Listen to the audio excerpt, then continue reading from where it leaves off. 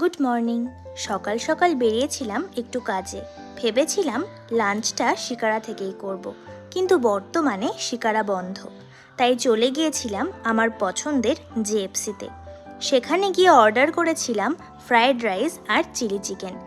জেএফসিতে chicken ললিপপটা খুব সুন্দর বানায়, তাই সেটাও অর্ডার করেছিলাম। প্রতিটি রান্নাই ফাটাফাটি। তারপর বিকালে আমি আর চিকু ছাদে একটু হাঁটাহাঁটি করছিলাম। প্রতিদিনের এই ব্যস্ত জীবনে নিজেকে সময় দেওয়া খুব জরুরি। আমি সবার সাথে থাকতেও যেমন খুব ভালোবাসি, তেমনই আমার নিজের সঙ্গটাও খুবই প্রিয়।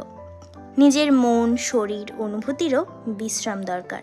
একা বসে একটু চা খাওয়া, 10 মিনিট হাঁটা, প্রিয় গান শোনা, এগুলো খুব ছোট জিনিস হলেও ভেতরের শান্তি ফিরিয়ে আনে। তাই প্রতিদিন অল্প হলেও নিজের জন্য একটু সময় রাখো। টাটা।